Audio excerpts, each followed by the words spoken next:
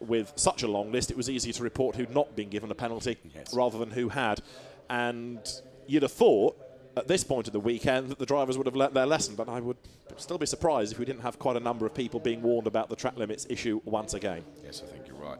Grid girls make their way off the grid then. We're not far away from this final Formula 3 race getting underway here at the Hungaroring, where during the earlier DTM race there was just the threat of a little bit of rain. Our meteorologist in the TV compound had suggested it's due in sort of 8-10 minutes time, and it never actually happened. And now it doesn't look like it is going to happen, does it? No, I'll say the weather had gone back to what it was like yesterday, which is grey and dull and grey and more grey. And it has been one of those weekends. Many people expected glorious sunshine, and it's barely come. The fans that have stayed to the end to see Formula One stars of tomorrow are just about balanced and ready for the action. And of course the Hungaroring, which is a current Formula One venue, it's therefore relevant to these drivers because this is where they want to be back in 2 years' time, maybe 3 years' time, either as a Formula One driver or perhaps even before that as a GP2, GP3 driver as the career progression continues. The grid girls make their way off the track, and Prema Power Team's good day with the first and second from the middle race of the weekend. Can it continue? Yesterday it was Tom Blomqvist who was the winner from Esteban Ocon. That was the top two. Blomqvist for Carlin, but significantly Volkswagen, whereas Prema Power Team's cars are motivated by the Mercedes-Benz engine. Mercedes, in DTM terms, has had little to cheer for this weekend, but in Formula 3, a win this morning set them up with the many guests in the grandstand nicely to cheer home the two Prema Power Team cars. Antonio Fuoco has had a pretty lean patch as well. He did do well, as I say, to win a race at Silverstone. Then at Hockenheim, he was on the podium in race 3, had a really barren time points-wise at Po, a legacy of crashing early in the weekend, losing track time and never getting his head around the place. But a podium finish earlier on in the day was good for him, and also a right result for his very vocal family and fan club that follow him from race to race and give him a huge amount of support. Yes, you're right. And it's really good to see that, isn't it, that that support is being got behind a young potential superstar of the future. Yeah, Fuoco, like Ocon, one of the drivers that's graduated from Formula Renault into Formula 3 for this year. So the engineers on the grid at the 1 minute board fire up the engines, wish their man good luck, and will make their way off the grid with the slave battery, and then we are almost ready for the final warming up lap. Hankook tyres for everybody, Dallara chassis for everybody, different engines, and of course different teams running the cars. There are single-seater championships that in the past, of course, have been run out of just one central base, but it's down to the teams and the engineers to work with the drivers to get the best out of these cars. It's all part of that career development process. There is Lotus Formula 1 junior driver Esteban Ocon. A tremendous drive this morning, second yesterday, and you'd have thought if you saw him on the podium that all his rabbits had died, because he was a decidedly grumpy driver, even though he'd been the top rookie and was on the top step of that podium and was second overall. Didn't care much for that. Didn't care much for that at all. You're absolutely right. And he doesn't do losing very well, and part of that is because he has very, very high standards. People talk about him as a future superstar, and he may well in the course of this race, if he makes a decent enough start, see why. He's smooth, he's fast, and we haven't seen a mistake out of him, I don't think, all year. The one thing that's kept him off the podium was fuel pressure dramas at Hockenheim when he was heading for third place. Otherwise, it would have been a 100% run of podium finishes. It is, and you've alluded to that. It's absolute abject consistency, isn't it? Yeah. You know, earlier, it was model lap after model lap after model lap. Here's the grid then. Ocon, Fuoco, Auer, Rosenqvist, Verstappen, Giovinazzi, Blomqvist, Latifi, Sorales and Nassani, with Menezes, Dennis, Van der Laar, Brian Meisner, Gilbert, Sinkoviak, Galiel, Guimares, Calderon and Goddard, with Hurst and Zeller, Toril and Beretta. The 24 on the grid for this, the final race in the FIA Formula 3 European Championship here at the Hungaroring. And drivers, as you can see, weaving around to get the warmth in the rubber. The corner through which they flash at the bottom of the screen, just get the roll hoop in the rear wing. That's turn 4, the infamous now turn 4, because it's a place where people have been cavalier with track limits over the course of the weekend, and a dedicated page in the timing system is for messages, and it tends to get wrapped up with warnings, first of all with driving standards flags, the black and white warning flag, and then with penalties if they come. So 21 laps ahead of us, this 4.3 kilometre circuit. That pans out to 92 kilometres in total. There is a 35-minute time limit, so it's 35 minutes or 21 laps, depending on what comes first. We haven't had a safety car in any race all weekend, so if they carry on that record, then it will be to the number of laps rather than time. And there's lots of runoff, of course, as you need at a Formula One venue, lots of access roads to easily move vehicles around to retrieve battered cars. So the chances of a safety car are perhaps less here than at other circuits, certainly street circuits like Po that we have come from, and the Norris Ring that will be the next venue but one. It goes to Spa next, and then Norris Ring at the end of June. That actually, just thinking about it, Dave, is quite a tall order for the team. Spa is a fast circuit, and if you go off, you tend to have damage. And with less than a week, you've then got to be on track practicing at the Norris Ring. Yes, yes. And the teams do work jolly hard. It is, you know, we mentioned it right at the start of the programme. It's a big season. It's a long season, isn't it? And lots of travel involved. Of course, it is a European Championship, and you know, there's a lot of pressure on the teams, isn't there? You know, different setups for different circuits, and of course, as you say, any damage that is sustained. And well, Spa next, then the Norris Ring, two very, very different circuits. But we are at the third race of the weekend for the FIA F3 European Championship. We've come from a street circuit in Po where it was narrow. Hungaroring, even though it's a purpose-built race circuit, is narrow, and there is one line, and overtaking is not that easy anyway in a Formula 3 car because of the aero aids, but around here it's also pretty difficult. Turn 1 is a favourite opportunity, and an awful lot of the race result can be shaken up on Turn 1 and indeed off the grid, plus the pesky track limits and drive-throughs that we may get. So, round 12, about to get underway, lights go out now, and Ocon doesn't make the best of starts, but he moves right across on Fuoco. Verstappen makes a poor start as well, and he drops a place as they run down towards Turn 1. They're 3 wide for the lead, and Lucas Auer on the outside is going to come up and challenge Ocon. On the inside line, Rosenqvist and the second orange car looks a lock-up from Fuoco, and Ocon hangs on to the lead as they round Turn 1. Lucas Auer goes second, third is Fuoco, fourth is Rosenqvist. Everybody else is trying to be fifth, I think, as they head down towards Turn 2 for the first time. Fuoco right on the back of Auer. Rosenqvist round the outside. He's got third. He might get second if he's really brave. He runs wide up onto the curb. He's got the inside line for the next corner, and he should have gone through there. Let's see as they head uphill. Rosenqvist has gone second. Good driving there. Stood his ground round the outside. But Ocon has gone by 3 lengths already. Incredible, and that's exactly what Ocon needs to do, isn't it? And just exactly the same as he did in the earlier race today. Esteban Ocon gets away. Fuoco challenging Auer, heading up towards us, and he's done it. He makes the move up on the inside. So Lucas Auer drops a place. Max Verstappen is fifth as they wriggle their way out of the chicane for the first time here.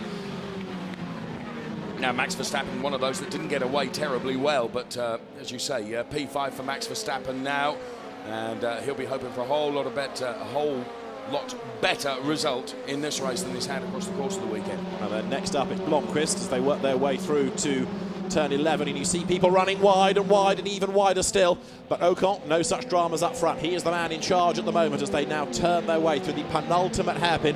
Important part of the circuit, this, because if you get this corner that we're looking at wrong, it really compromises you on that long, steep climb uphill to this corner, Dave. Yes, absolutely. The turn 14, the final turn on this Hungaroring circuit as they head uphill now. You can see there as they're heading uphill on the start-finish straight, and then downhill into this tight right-hander that is Turn 1, which is perhaps the only place really for, or the best place, I should say, for any overtaking. Menezes was under attack there, I think, wasn't he, as they headed into the corner. Nicholas Latifi was looking for a way past the American. Ocon leads at the end of lap 1 by 11/10 of a second already, so he's made that break. There you can see number 31, which is Tom Blomqvist, who dropped a place at the end of the opening lap. Felix Sorales up ahead of him. Sorales running in 7th spot, and he's not been that far up the order for a while. Experienced driver of a Formula 3 car these days is Felix Sorales. Best he's had all year has been a 6th. He had a couple of 7th, so he's kind of in the right pace that has been illustrated this year. And is that significant? Are we going to get some spots of rain? Because the umbrellas are up and the waterproofs are going on. Now, we, thankfully, are indoors as we look at a replay of the start, but out on track, it might be getting a bit greasy. We'll find out, no doubt, when we cut to the next live shot. This, the replay of Turn 1. Look at Fuoco, locks up, gets his foot off the brake, catches the traction again and turns into the corner. And while that was going on, Lucas Auer challenged for the lead on the outside and ended up being mugged on the run downhill by his teammate Rosenqvist. Yes, so that in replay then from the start of this race. And continuing with the replay here, and they were all over. There was a big lock-up. And Rosenqvist on the outside. Yep. Wrong line for that corner, but he stood his ground. He now committed, wasn't he? Yeah, exactly right. Got the inside line for turn 3, and through he goes, and wet tyres now being made ready. We have got our first drive-through penalty of the race. It is for a jump start. It is for Felipe Guimarães, and Esteban Ocon has had his lead cut a little bit to 0.9 of a second. Now, if it is starting to drizzle a little bit, he's the pioneer. He's the first person to find the grip level at every corner, and therefore he's perhaps going to be just a bit more nervous, whereas Rosenqvist can kind of measure his pace now against what Ocon is doing. Verstappen is under attack. To the outside goes Giovinazzi, heading into turn 2. Giovinazzi tries to go round the outside. Oh, no, you don't, says Verstappen.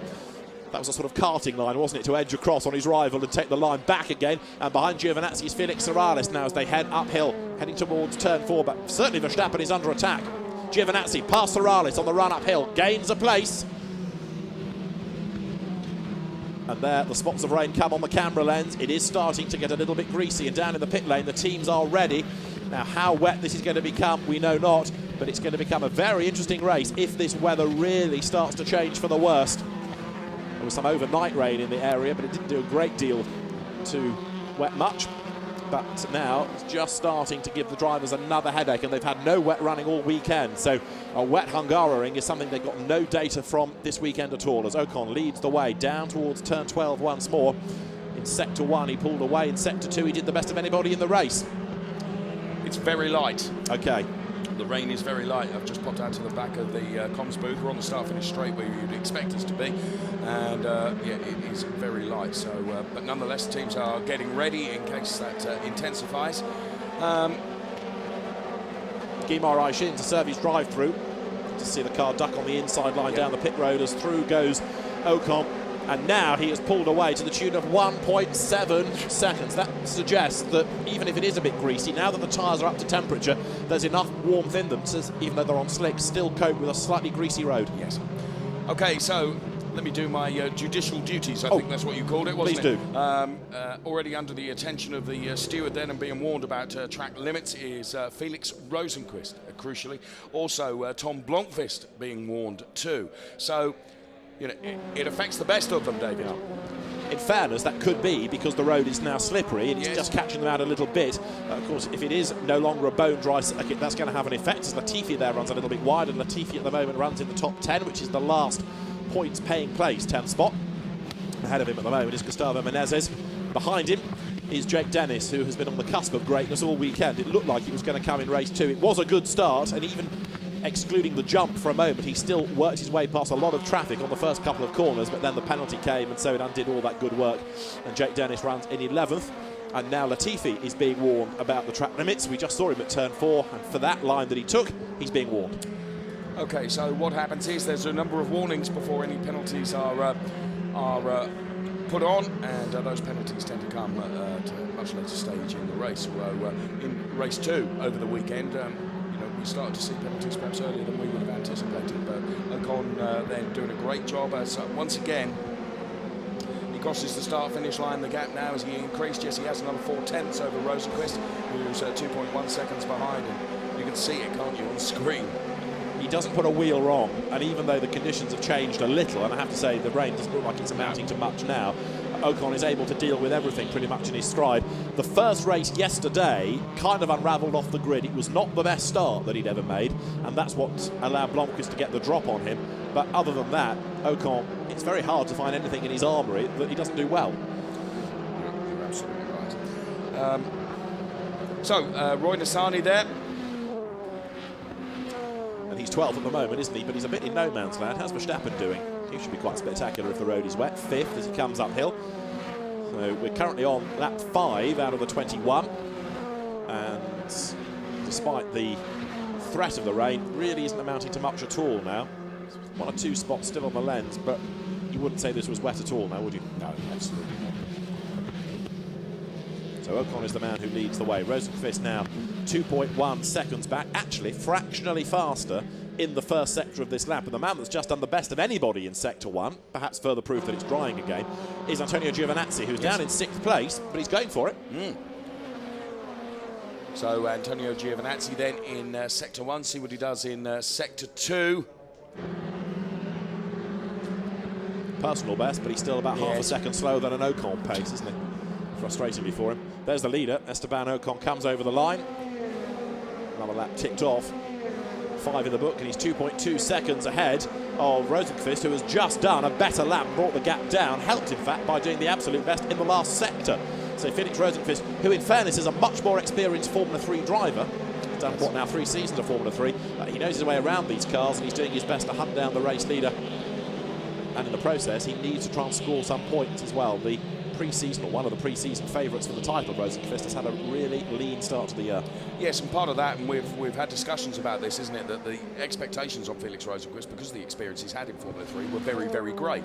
But it just reinforces the relationship that the racing driver has with his team and with his engineers as well, and it just wasn't happening for him at the beginning of the season, was it? Thankfully, they've got it all together now as the first penalty comes through, David Anderson. And that is for Felix Rosenqvist, who gets a drive-through penalty for failing to manage track limits.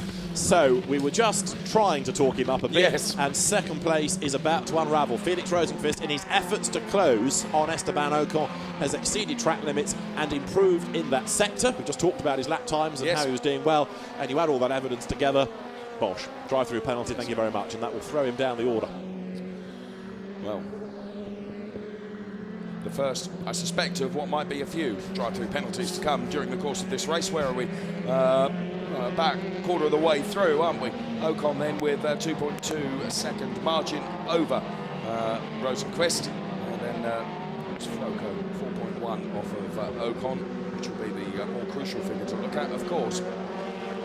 Felix Morales there in the blue car for Team West Tech comes out of turn 14. Rosenqvist has just done the fastest lap of the race, and next time he's going to have to serve the drive-through penalty. Of course, what he wants to try and do is pull away as best he can from anybody behind, so he loses fewer places when he serves that drive-through. But at the moment, starting lap 7, the field's still relatively close together, so it's not like it's too strung out. Therefore, he will lose more places by having to do a drive-through early than late in the race. There he is, out of turn 3. Still hunting down Esteban Ocon, but it's a phony second place. It's going to go the way of Antonio Fuoco. And what that will give us in real terms is Ocon's lead advantage being 4.9 seconds. I know. Extraordinary. Absolutely extraordinary. But it's back to absolute perfect lap after lap after lap that we're getting from Ocon. And, well, Rosenqvist runs out onto the curb there. He'll have to serve it this time around. You're absolutely right. And, well, it just plays into the hands of Esteban Ocon right at the front, doesn't it? Something else that Ocon seems to be able to do, and it's certainly obvious around here, is push hard on cold tyres on the first lap of the race. One or two drivers perhaps just take a lap or so to get really on top of them and really be able to give 100%, not just 99. But Ocon to lead by 11 tenths at the end of lap 1, I think it proved that he's good on cold rubber right from the start. I know they have a warming up lap, but even so, there's not that much temperature to be gained. Right, Rosenqvist pit in, question mark. No, stays out for another lap. So this will be the second time past the board. Through he goes. Of course, the team will be able to instruct him. There's the radio traffic. You can see the Booker Motorsport guys on the radios, and the team's engineers being given the news by the Deutsche Post overalled runner, who has been oh so busy this weekend, yes, up and down this pit lane. Yes, you're absolutely right. Certainly has lost a bit of weight over the course of the weekend. So Ocon, then normally Rosenqvist at the moment still showing as P2. Of course, that is false. It will be Fuoco, Auer, Verstappen, Giovinazzi, Sorales and Blomqvist. You'll all move up a place, of course, when Rosenqvist serves that drive-through penalty. You'll have to do it at the end of this lap, or maybe he That, sorry to interrupt you, is Sandro Zeller, who was clattered into somebody or something. You can see how broken the front right corner of the suspension is, and we're about to find out how. Alex Toril has something to do with it, because he's gone up the inside, and Zeller was a rather half-hearted attempt to turn into the corner. I mean, Toril was virtually all the way past. He did slide out a little bit wide, you could argue, from that camera angle. Let's have another look from here. Yeah, he slithered into the corner a bit, didn't he, and perhaps biffed into the side of Zeller, but that was the incident, and that has put Zeller out of the race. Just going back to Rosenqvist and the penalty, what this also does is bring Jake Dennis, or it will do in the fullness of time, from 11th up to 10th and therefore into the points. Yeah. So we see Sandro Zeller then walking away from the car, which is, as you say, had it for the rest of this race, hasn't it? Okay, Rosenqvist in to take his drive-through penalty, anchors up before the entrance line into the pit lane, and here comes his drive-through penalty. Where's he going to come back out? David Addison, where are we predicting that?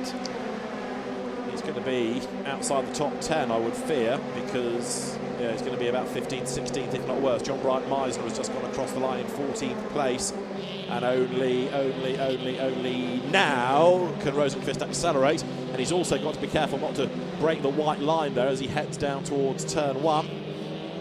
So he turns into the corner just ahead of Hector Hurst, so that is going to put him in 18th place. Some work to do, hasn't he? He has, and straight away, look, there's a lot of empty track up the road, so he's not like he's going to be straight into a battle. He's going to have to work hard at this. So Rosenqvist is back into the race, so it's now Ocon, Fuoco, and then Auer, the top 3. And Esteban Ocon continues on his way, and some of the pressure, if ever there was any, is taken off because he's now got this monster margin. But a lap ago we were talking about 4.9, it's now 5.7 seconds that Ocon has over Antonio Fuoco. And here he comes, and you can see the margin, can't you? It's almost like he's on a day's testing. He's got the track to himself. There's nobody around him. It's unlikely he'll have to worry about traffic unless lots of people get penalties. And there is Fuoco. Now, bear in mind, same team, same car, same engine. And Ocon is just driving off into the distance. Extraordinary, extraordinary. So Ocon then with that 5.6 second margin that he has, absolutely brilliant. And you make a very, very good point there, that where he probably gains a huge advantage is the fact that he pushes harder, doesn't he, right at the start. It's up to 6.2 now. Now let's cross live to our judicial correspondent, because the infamous black and white flag has been shown again, Dave. Yes, warnings for Giovinazzi, and warnings also for Jake Dennis. So failing to manage track limits at turn 4, it's always going to be turn 4 or turn 11, isn't it? Those are the two places where it happens. And, well, there you can see Lucas Auer. Oh, and back just seemed to step out a little bit from the car then from Lucas Auer in the K-Styler 24 Muka Motorsport colours. And behind him, you've got Max Verstappen ahead in turn of Giovinazzi now. Verstappen could do with a good result out of this. As you made the point before the race started, Dave, it has been a pretty lousy weekend for the young Dutchman in his first season of car racing, and it's tempting to forget that, given the ability he has. Yes, you're absolutely right. So, well, let's hope Verstappen is able to, of course, he's elevated into P4 now, isn't he, because of the drive-through penalty for Rosenqvist. So, dearly love a podium. Yeah, I was just thinking, can we get him onto the podium? So we talk him up. He was 3,000ths quicker in Sector 1 than Lucas Auer would be. What about Sector 2? He needs to be taking more than that out, I know, but you never know what the race has in store from the judicial department if anybody else further up the road ahead of him exceeds track limits. Verstappen is great to watch. If you get to see a round of the championship in the flesh, go and stand at a corner and watch the way Verstappen drives. It's almost kart-like. He flings the car, hurls it into a corner, and then sorts out the problem as he gets there. There are plenty of drivers who are smoother. There might be one or two who are a bit quicker, but the commitment is there, and Verstappen is very much a man to watch. Can I go back to my reporting duties? Please do. Mitch Gilbert next. Drive-through penalty. Drive-through penalty, right, thanks for that. So Mitch Gilbert, the Australian, 14th he is for Fortec, and he's about to lose places because he is the next one to cop a drive-through penalty. And there is, as they say, a long way still to go as Jake Dennis pulls back in again from behind Nicholas Latifi. He had a look and thought better of it. We're working lap 11 out of 21 in the 12th round of the FIA Formula 3 European Championship. Nicholas Latifi there is hanging on to his place for the moment. 9th, Jake Dennis 10th, tucked up behind him, inching up onto the back of him. Jake, the British driver for Carlin, carrying the Racing Steps Foundation colours, this excellent scheme to try and promote and foster British talents and help with budgets to get them up and up the ranks, and it has done a great job thus far. There's confirmation, Mitch Gilbert for the drive-through. There's the man through turn 4. So looking down the order there, and there you can see the Gilbert car that has got that drive-through penalty. I was just having a look to see where Simkoviak is at P17, because quite impressed with what Simkoviak did earlier on, and interested to see where he is sitting at the moment. So Ocon then with that 6.4 second margin over Fuoco, then it's Auer, then it's Verstappen, then it's Giovinazzi, then it's Suralis, then Blomqvist P7. To round out the top 10, Menezes, Latifi and Jake Dennis, as here Mitch Gilbert heads towards us, being chased by Sean Galisle, who's another driver being warned about track limits. Then it's Tatiana Calderon in the orange Muka Motorsport run car, engineered by Joe Zeller and entered by Zeller Racing. And we've lost Sandro Zeller, Joe's son, from the race already. And then next in the queue is Szymkowiak, and behind Szymkowiak is the recovering Rosenqvist as the cars work their way up towards the end of the lap. Down the pit lane comes Mitch Gilbert then, so this is the drive-through that he's going to have to serve, and down the pit road he comes now. It's a long drive-through. There's a wave there as well, out of frustration, I think, from the Australian driver. And of course now he's out of the points, and it must be so hard for a driver to motivate himself in a race where overtaking is difficult, knowing that it's very unlikely you're going to benefit at all and get points out of the race that you need for the championship come the end of the year. But back in he goes. Yes, it's a fair point you make, although it's a measure, of course, of, remotivating yourself and getting out there and doing the job. And talking of having to do that, how are we getting on with Rosenqvist? 17th now. He will have gained one place as Gilbert pitted. So there is the man of the moment as you look at Esteban Ocon, who barely has seen another car for the last few laps. Look at the margin now. It was 6.8 seconds starting this lap for Ocon, who in turn is well clear of Lucas Auer, and then Auer to Verstappen is 11/10ths of a second. They are very evenly matched in pace, these two, and so Verstappen is finding it very hard to get much closer to Auer. He might gain a few hundredths on the lap, but no more than that really. So you've got a Mercedes 1, 2, 3. Verstappen is the best of the Volkswagen engined Dallara drivers there in fourth for the Dutch squad, Van Amersfoort Racing. You notice as well that they're trying to make, in a sense, Max into a brand, the livery of the car, and the logo on the side of it, all about Max. And good support for him, as Dave Richardson said. His father is here, a staunch supporter of his son's racing, and Max, with a great karting pedigree, now into cars for the first time this year. Okay, so next on the order of warnings that are being given, the black and white flag for failing to manage track limits for turn 11 this time for car number 4, Roy Nissany, and also for the man that we were talking about just a little while ago, Szymkowiak. And there is Szymkowiak losing a place on track as well to Felix Rosenqvist, so that puts the Swede up into now 16th place. He was the winner of race 3 at Pau, which carried the tag of the 73rd Pau Grand Prix, so he became the first Swede since René Wiesel in 1971 in the Formula 2 race, when he drove for Lotus, to have won that race, and everybody thought it had been a turning point. Well, this weekend for Rosenqvist there was a third and a fourth, and that was good points-wise, but now it's looking a bit bleak once again. He's shaking off Szymkowiak as he works his way through the middle part of the circuit, and up front Ocon leads the way. Giovinazzi's having another charge though to get closer to Verstappen, because he's just done the absolute best of anybody within the first sector.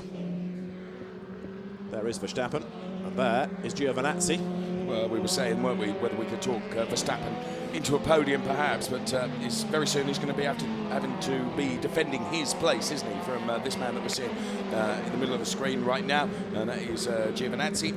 And this is hotting up nicely. Sorales ahead of Blomqvist with Gustavo Menezes behind them as well. Ocon has just set the fastest lap of the race. Over the timing line is about to come Sorales, and Blomqvist is up behind him. They go past the pits now, and Sorales hangs onto the place in the Westech Mercedes engine Dallara, the Volkswagen powered car, and Blomqvist thinks about making a move. Does Tom go for it? Yes! Up the inside, left it as late as he dared. They're almost wheel to wheel. Sorales gets forced over the curb, hops back onto the circuit, but Blomqvist left that as late as he could, and he dived for it, and he had to do it that way. And that was king of the late braking, wasn't it? Yeah, it was. Absolutely brilliant. There wasn't a lock-up, was there? He got, measured absolutely perfectly. Let's see it again. Really good move up on the inside, and so late did he make the bold move. There was nothing really Sorales could do. He'd already committed to his line, and suddenly this yellow flash arrives up the inside, and that's Blomqvist, and he takes the place, and so now he takes 6th spot.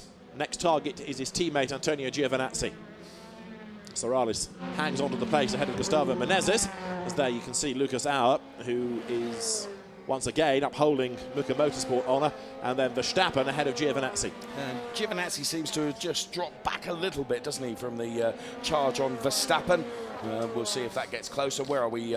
13 of 21. And, well, there is Tom Blomqvist. What a move that was. Yeah. Not one puff of smoke from a locked-up tyre. Did it absolutely brilliantly. Can be done, the race director will say to others. Yes. And there's the evidence of it as Esteban Ocon comes through now, and the advantage that he has got after 14 laps, tick, tick, tick, tick, tick, is 7.6 seconds. And we've been talking about how smooth he is. He doesn't ride the curbs too often. This is a slow-mo of how he does attack the chicane, but he's not clattering over the sausage-shaped curbs, which of course are there to deter you from doing just that anyway. He uses as much as he's allowed to on the exit, and Esteban Ocon continues to stamp his authority on the championship. I promise you there are more cars in the race, and now the rain is coming with a bit more vigour. Yes, we just saw it on shot there, didn't we? And the rain really was beginning to come down. And where are we? Well, it's going to potentially affect the third of this race, isn't it? There's another penalty, we think, being handed out. Now, this is going to give Sven Stopper, the race director, a bit of a task. What does he decide to do? They're all on slicks and the road is getting wet. If it becomes really wet, does he stop it or interrupt the race on safety grounds and let them change tyres? The other school of thought is everybody has got the option to come in and change if they wish, or just drive slower and manage the conditions by the driver's right foot. But ultimately, he's in charge of a safe race. So he'll be keeping a, so to speak, weather eye on this and seeing what the conditions do. It doesn't seem to be a consistent amount of rain. It seems to be wetter at certain parts of the circuit. The track is getting greasy more than wet, I would suggest. And let's see how it's affected the lap times at the end of this lap, because the best is a 36.6 done by Esteban Ocon. His last lap was a 37. This is the Latifi-Jake Dennis battle. Ocon has just done a lap at the 141s. That would suggest it is unpleasant out there. Yes. Well, difficult call for the race director to have to make, isn't it? Yes, it is. It's tempting to say, let them get on with it and drive within the conditions, but if it becomes unsafe, then that's a different story altogether. I don't think the track is wet enough, and it's not wet enough all the way around for that yet to be a real issue, but it does test the drivers now having to adapt to slippery corners. This is all bunched up nicely. Jake Dennis to the inside, Roy Nissany behind as well, and Dennis makes the move. Latifi didn't know who to defend from there. Then in the end, he had to compromise. Jake Dennis gets through, Roy Nissany gets blocked, and so Jake Dennis now is up into 9th position. So Latifi really in the middle there, Roy Nissany, and then it is Dennis van der Laar. Yeah, and van der Laar was really brave at Pau, where you're not meant to be able to overtake. He went around the outside in a couple of places, so expect something to come out of the Dutchman here. There he is, on the back of Roy Nissany. This is where it seems to be wetter than anywhere. Yes, I agree. Well, we have got umbrellas going up on this side of the circuit, but it's not heavy rain. Slippery surface flag is there from the officials to warn the drivers. They'll know it anyway. They'll get the spots of rain on their visor. They'll start to feel it in the grip levels. Now, the tyres are nice and warm at this stage, and if the road isn't too wet, they'll still be able to use a slick tyre. Yes, they may have to be a little bit more cautious, but there'll still be some temperature in there to combat the conditions. But if the weather becomes really bad, it'll be a different story. That's Nissany, van der Laar, and then John Brandt Meisner all getting together, isn't it? That's got possibilities. That's got possibilities, you're right. Very wide goes Nissany, wider goes van der Laar. And you know exactly why that is. It's all to do with the conditions now, as you get the replay of Jake Dennis and Esteban Ocon, whose first, what you might call wet lap, was a 141, has just done a 144. In other words, it's getting worse. Yeah, big difference. Oh. Now, who's that in the cloud? Spike Goddard. So he gets going again. The road is dry enough to get lots of tyre smoke. It's dry enough for that, but he lights up the rears. And Spike Goddard, almost Jean Alesi style, that recovery, creates a really helpful big cloud of white smoke for everyone to drive through. And we've now got the safety car being deployed because of the conditions, I think. So the safety car is on track now. We're on lap 17. Is this going to run to the end behind the safety car? Because the race director is kind of reliant on the weather improving to release the cars again, isn't he? So if they get caught up behind the safety car now, unless we've had an off that I'm not aware of, let's just see. Oh, this might be part of it. Hector Hurst has gone straight on at the end of the pit straight. And, nope, he avoids the tyre stacks. That's okay. So the safety car deployed. That, having said we've got through the weekend without safety cars, ends up not being for retrieval, but for the weather conditions. And you can see that it is certainly now turning nasty. Yes, it's really intensified, hasn't it? And more evidence of it. That was Lucas Auer getting it wrong, wasn't it? Being caught out. So the safety car has been deployed because of the change in the track conditions. We're on lap 17 out of 21. What I'm unclear of is what it's now going to take to release the cars unless the rain suddenly stops. But the road will be wet anyway. Yes. So Ocon leads the way. We go safety car at the end of lap 17. There it is, waiting for the traffic.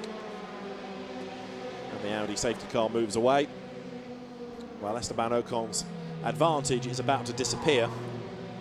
Now, it might be that the race director thinks, OK, let's just calm everybody down for a lap or two, let them get used to what the conditions are like, and then we can release again. Is anybody going to take a gamble and come in and change onto wet tyres? I think the answer has got to be no. No, because surely there's not enough of the race left, is there?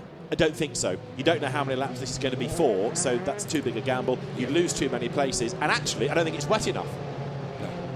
In a funny way, this might actually be a bad move, because by now running at a slower pace, the tyres are losing some of the temperature and finding it harder to work on the slippy road. Okay. I'm glad I'm not the race director, I have Yes. to confess, because it is a very, very tough call.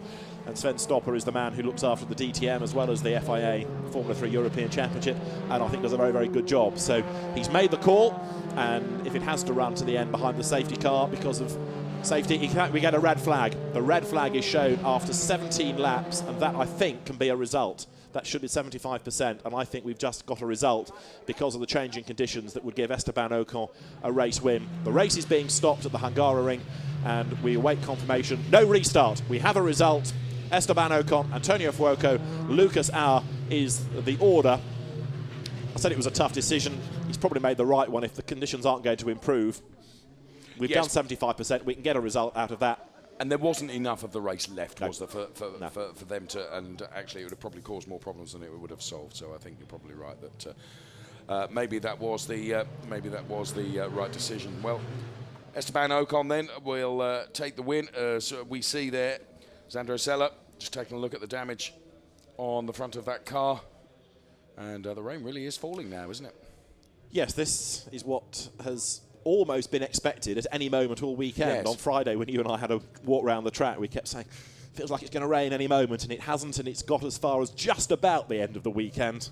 And the Formula 3 drivers cop for it, and of course, on slick racing tyres, it is on safety grounds that the race has been stopped, but it has been a really surprising grey and overcast weekend, and finally, the clouds open, the rain falls, and as a consequence, we have a shorter race. I think I said before the race started, we got through without a single safety car all weekend, where we end up with a safety car and a red flag in quick succession in the last race of the weekend. Yeah, sorry about that. What it has done, though, is, and this is where I always think, you know, the safety car can really affect someone's race. You know, when you consider what Esteban Ocon had delivered in terms of margin back to P2. Of course, under a safety car, if there'd have been a restart, Esteban Ocon effectively had got to do it all over again, albeit at a much, much shorter distance, because there was very little of the race to run. The way it is now, well, the guy's maxed out, hasn't he? Absolutely right. And even in those conditions, he wasn't going off the road. No, you're right. So you can see the tyres glistening, in fact, now, because it has become wetter. And it's that funny, as Dave Richardson said, that funny in-between stage where it's wet, but it's not really wet. Wet enough for the wet tyre to work, and so had anybody made that gamble, they wouldn't have benefited, but it was still a bit treacherous for those on slick tyres. The net result, as the cars arrive at Parc Fermé, is that we have a red flag and we have a win, and that's 5 this season for Esteban Ocon. There with him, Antonio Fuoco to the right, and the third place finisher, Lucas Auer, to the left. And as you have to do, the steering wheel goes back on. Esteban Ocon runs over to the Prema Power Team guys and says, thank you very much, well done guys, congratulations, we've done it again. And a second and 2 wins is a pretty decent weekend's work, isn't it? Yes, the way the championship is shaping up, you know, this man, and you know, we've talked about his demeanour, haven't we, and how disappointed he was to be on the podium and not be on the top step of the podium. Indeed, so Disinterested in yeah. And actually, I think that's part of his character makeup, isn't it? That as far as he is concerned, he is a winning machine, and that's what he wants to do. Confirmation of the way they cross the line at the end of round 12 of the FIA Formula 3 European Championship. Once again, Esteban Ocon is the winner from Antonio Fuoco. His teammate and Lucas Auer is third. Max Verstappen is the first Volkswagen-powered driver home, ahead of Antonio Giovinazzi and his teammate Tom Blomqvist. In 7th, Felix Morales, ahead of Gustavo Menezes. Jake Dennis, 9th, ahead of Nicholas Latifi. Then Roy Nissany, 11th, from John Bryant Meisner and Sean Galal. Van der Laar, Kvyat, Calderon are up to 16th. Rosenqvist takes 17th after his drive-through. Of course, he's frustrated. He got fewer laps in which to retaliate, but it was going to be hard work from that far down anyway. So Torriel 18th, ahead of Hector Hurst, Felipe Guimaraes, and then Beretta, Goddard, and Gilbert for 23rd. Lucas Auer is good for the podium. He finishes 3rd once more. He's scoring points regularly, but he's not scoring as many as Esteban Ocon is, and therefore it's still a really hard slog to get back onto terms within the title race. But Lucas Auer has had a decent weekend, a 4th and 2/3, the results here at the Hungaroring. Antonio Fuoco, the man who finishes in 2nd place though, and for Fuoco, he too I think will be pretty pleased with the weekend after a disappointing time at Po. He had a drive-through penalty in yesterday's race and was 19th. Put that to one side. 2nd in race 2, 2nd in race 3. Gives him 2 times 18 points, and that will help come the end of the season. But Esteban Ocon, a 2nd and 2 wins and 3 rookie-class victories, makes for a pretty decent weekend. He drives like a master in his first season in Formula 3. it seems ludicrous, doesn't it, to look at that man and to use rookie in the same sentence. Absolutely right. So he's the class act. Yes, polished is the word. He is a very, very class act indeed. And Esteban Ocon, the race winner. Well, the result declared at 17 laps, so that's still a 4.7 second cushion. And this was the scene at Parc Fermé, out of the car, runs to the team, celebrations all round, and they will make their way shortly, the drivers, to the podium. The next stop for the championship is Spa. Now that, of course, is a circuit prone to its own weather climate, and were we to get a fully wet race there, would be interesting to see how drivers cope. We had rain at Po on the streets. We've had a lap or two, really, of rain here. There is Max Verstappen, who finishes 4th, but he will be on the rookie podium, 3rd there. And there was a hint of a smile, so I think that result was a bit of a consolation after a retirement and 16th in the earlier races of the weekend for him. To be fair, and you said this at the beginning of the programme, what we have to consider with Max Verstappen is the fact that it's out of karts into this. And he's humbling people who've had more Formula 3 experience and single-seater experience. He's doing a very good job. He's brave, he's spectacular, and sometimes that driving style gets him into strife. But when it's great to watch, and when it hooks up well. He's had dramas not of his own making. Clutch problem yesterday. Remember, he didn't start from pole position one of the Hockenheim races because of mechanical woes. So it's not all down to him making errors. At Po twice he was in the wall in races 2 and 3. It's not all about him getting it wrong. Van Amersfoort's doing a good job, but he's being caught out on occasion. But now we have Esteban Ocon with an 82-point cushion at the head of the championship, and he stands on the top step of the podium. A very happy man indeed. And 2nd, as we have seen, just is not good enough. Onto the podium for 2nd place comes Antonio Fuoco. He's pretty happy with that because after a bad weekend at Po, he's scoring well once more. And Lucas Auer, you could argue, should be doing better than only 3rd because he's an experienced Formula 3 racer, winner in the championship last year, winner in the championship this year. He is 3rd, and Prema Power Team once again, not just a winning team, but locking out the top 2 places in the results. But Esteban Ocon takes yet another win.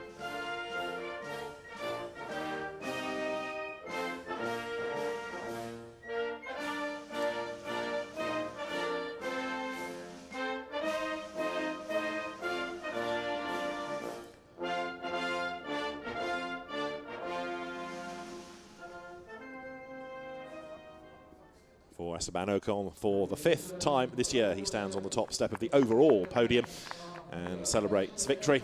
And the Marseillaise is almost becoming the theme tune of the championship. Yes, it is, rather. Quite right. So Miklos Benyo then, president of the MNAS, making the trophy presentation there to Esteban Ocon, who seems to try and... He was getting the battery working in that trophy, I think. Yes, he was. Yes. Christoph Stucki from Hankook is the man who hands over the team's trophy. Prema Power Team has got quite a collection of these, gleaned not just this year, but many, many seasons past. Successful in junior single-seater racing. And there, once more, Miklos Benyo of the MNASZ comes out with the trophy for the 2nd place driver, Antonio Fuoco. And at the far end of the podium, Lucas Auer will receive his trophy very shortly indeed, and it will come from Christoph Stucki, who hands over the trophy now. So the trophy goes to Lucas Auer, and the drivers will then huddle together on the podium on the top step for photographs. orchestrated almost now by Esteban Ocon, who said, come on, you can join me now. But he wants the team rep up there first of all, between the two drivers from Prema Power Team. Another 1-2 finish, and Prema Power Team has had a good weekend here. I know Tom Blomqvist won the first race, and that was a good result for VW and for Carlin, but today, which you could argue is the main day with bigger crowds, bigger attention, it has been about Prema Power Team.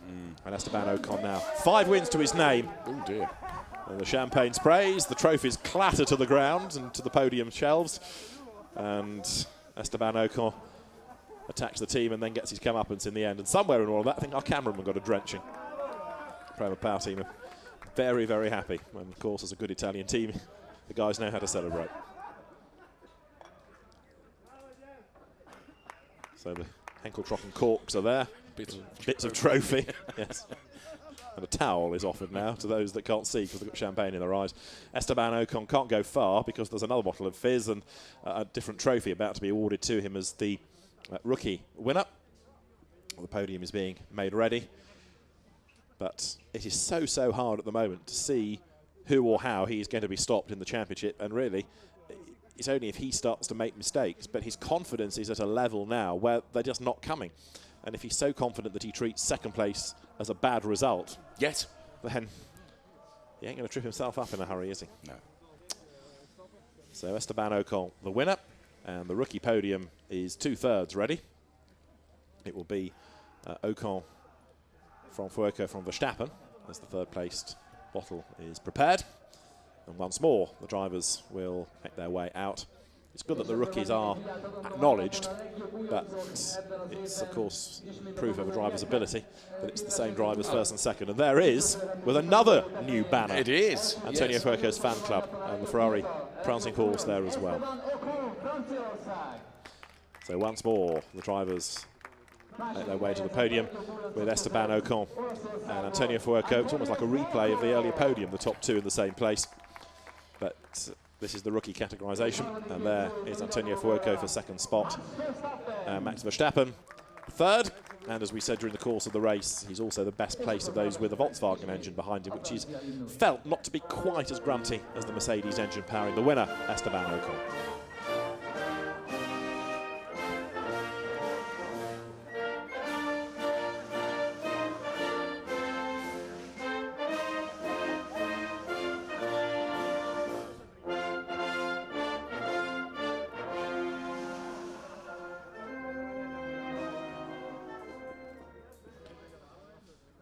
So once more, Esteban Ocon is a rookie category winner to add to his 5 outright wins in the championship.